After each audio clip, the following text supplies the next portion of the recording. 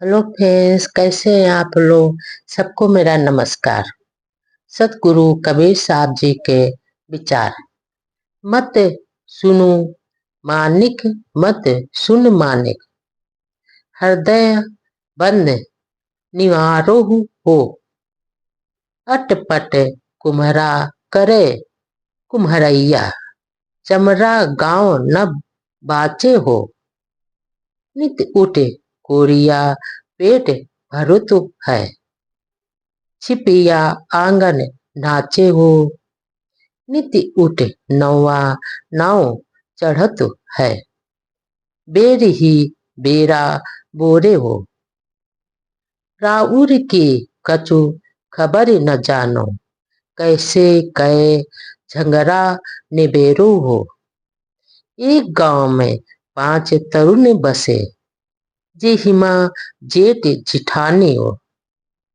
आपन आपन झंगड़ा प्रकाशिन, पियासो प्रीत नासिन हो।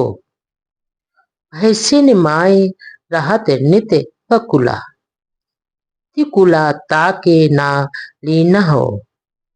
गायन माय बसेऊ नहीं कबहू, कैसक पद पैछनबो हो। पंथी पथ बूझे नाई लीना, ओढ़े मूड़ा गमारा हो। घाट छोड़ी कसे ओ घट रेंगो, कैसे कहे लग बेहू तीरा हो। जत इत के धन हेरिन ललचिन, कोद हित के मन दौरा हो। द्विचकरे जन तर पसारो हो, तब पहो ठीक दौराओ। प्रेम बाण इक सतगुर दीनो, गाड़ो तीर कमाना हो। दास कबीर कीन यह कहरा, महरा माय समाना। यहाँ पर सतगुरु कबीरदास जी कहते हैं कि हे चेतन रत्न मनुष्य, मेरे विचारों को सुनो और अपने हृदय के बंधनों का परित्याग कर दो। क्योंकि यह मन रूपी कुम्हार कुम्हार भी बहुत विचित्र है, और शरीर रूपी या घट की रचना तो बार बार करता है, परंतु ये जो चमड़े का शरीर टिकता ही नहीं है, और बहुत ही जल्दी यह शरीर नष्ट हो जाता है।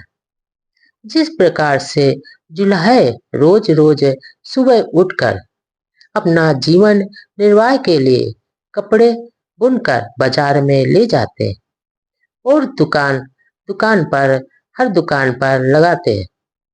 वहां पर रंगरेज बार बार उनके आंगन में आकर वो छापने के लिए कपड़े ले जाते हैं, और वैसे ही कर्मी जीव बार बार सुबह सुबह कर्म करके अपने हृदय बाजार को कर्म पट से भरकर नाना विषय के रंग भरने वाले रंगरेजों के साथ हमेशा नाचता है। और ये मन रूपी नाविक शरीर रूपी नाव पर सवार होकर आवेग के कारण वो विषय नदी के बार बार घूमता है रहता है। पर सदगुरु कहते हैं कि जब तक मन अपने हृदय रूपी अंतपुर तथा शरीर के अंदर निवास करने वाले चेतन सम्राट को नहीं जानेगा, नहीं पहचानेगा, तो वो बार बार वासनाओं का द्वंद कैसे दूर होगा। इस शरीर रूपी गांव में ज्ञान इंद्रिया रूपी 5 नौ युतियां रहती हैं, जिसमें मन और वासना महाबलवान होता है।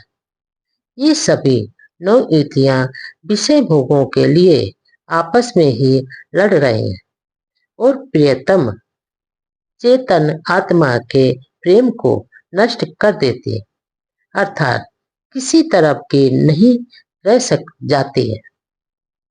आगे सदगुरु कबीरदास जी कहते हैं कि ये जैसे बगुले भैंसों के शरीर कचड़े और कीड़ों को खाने के लिए ही उनके साथ लगे रहते हैं, वैसे ही यह मलिन मन इंद्रियों को भोगने के लिए उनके साथ हमेशा लगा रहता है। और यह ध्यान योग आत्मा राम पर ध्यान बिल्कुल नहीं देता है। यही नहीं, महापुरुषों और संतों की संगत में बैठने की बात तो कभी ये मन सोचता ही नहीं है। फिर ये निज पारक पद और आत्मा राम को कैसे पहचाने। और अगर कोई मूर्ख किसी जानकार से रास्ता पूछे बगैर चल रहा हो तो उसमें भटकने के लिए वह स्वयं जिम्मेदार है। अर्थात अहंकारी मानव जीवन के पथ में गुरुजनों के पूछे बगैर चलता है तो कैसे पार हो पाएगा, क्योंकि वह स्वयं तो अपना घाट छोड़कर कुघाट की ओर जा रहा है। और मनुष्य हर क्षण लौकिक और एवं पौरलौकिक सुखों के चक्कर में हमेशा भटकता रहता है। अंग सदगुरु कबीरदास जी कहते हैं कि ये जो दो पाटों के बीच अपने मन को पीस कर तृष्णा मत फैलाओ, तभी स्थायी शांति मिलेगी। इसका तात्पर्य यह है कि सदगुरु ने मजबूत तीर कमान से एक प्रेम बाण मारा है और ये प्रेम बाण से आहत कबीर विनम्र कबीर ने यह कहरा गया है और अपने आत्मा राम में लीन हो गए।